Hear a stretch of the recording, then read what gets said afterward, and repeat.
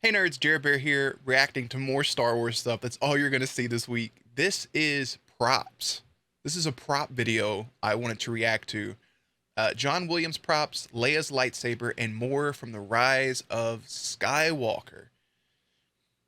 Just before we even get into it, I feel like I need to make myself clear on all these. One, if you enjoy daily videos, right, daily gameplay reactions, subscribe to the channel.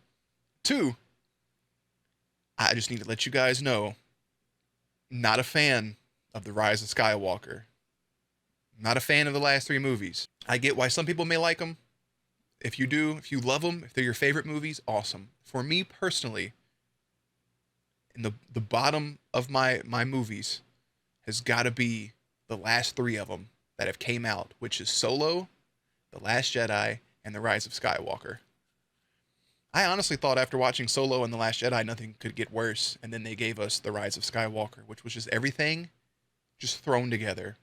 And I was such a huge fan of The Force Awakens, which is basically like a soft reboot of A New Hope. I get it. But still, it was way more enjoyable than the other ones. That's just my personal opinion. So we're going to get into the reaction. The video itself was posted on April Fool's Day on April 1st, 2020. I'm just excited to see what these props look like.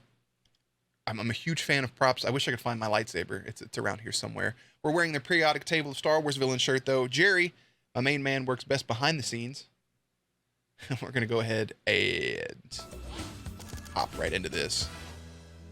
Hey guys, it's AJ, and we are once again invited back to the secret bunker at Lucasfilm where Madeline hides all of the wonderful props, and she is going to show us some really cool stuff from Star Wars: The Rise of Skywalker. Could you imagine working there? Hey, thank you so much for inviting me down. No problem. First order of business. Dude, that blue hair is bright, and I love it. Make sure you have a pair of gloves. Yes, I don't want to get banned like Anthony Carboni is. A lot of the props that we're going to take a look at today are more familiar if you've already seen the film. One of the So yeah, I guess if you haven't seen the film, potential spoilers, just heads up. things we have is the Medal of Yavin. Wow, for me, for doing such a good job during this segment. I mean, we just thank started, you. AJ. So this is actually forged out of brass. The direction to the prop makers was make it look precious, make it feel authentic, but I love also it. make it look like it was cared for a very long time. Even just the Chewie finally got his medal. kind of worn and lived in, and it I has love different grades. her shirt. Hold on. It has some good Dude, that shirt is sick.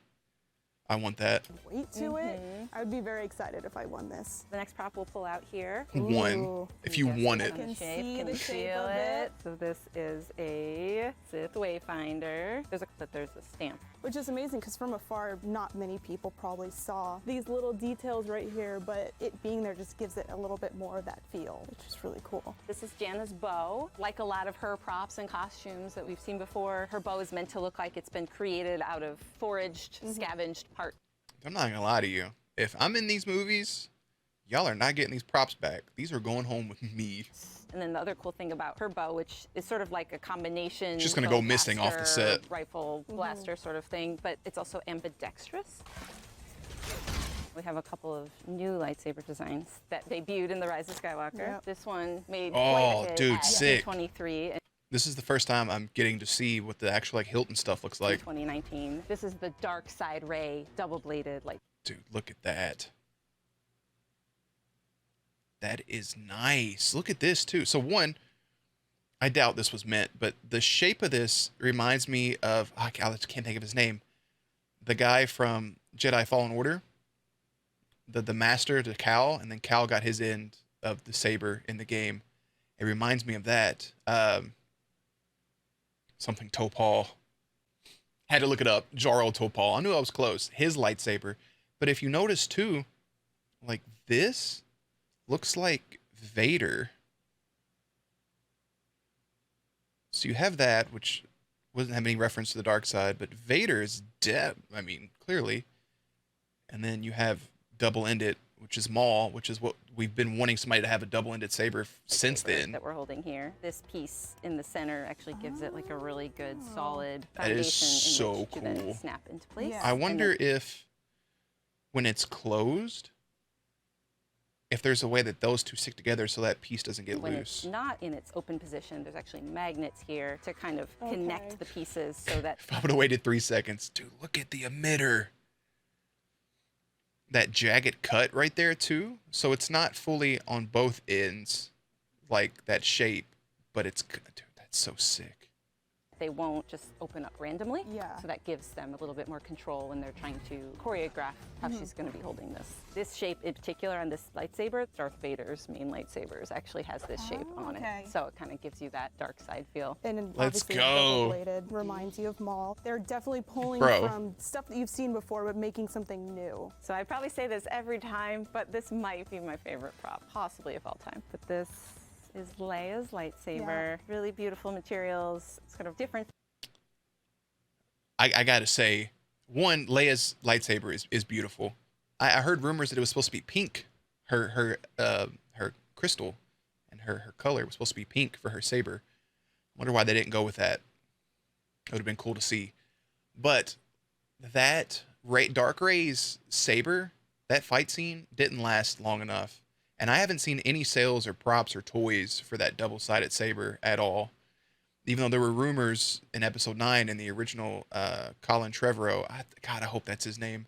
In his draft for episode 9, Rey was supposed to have a double-ended saber. She was going to work, I think, Luke's into something else. That'd have been so sick.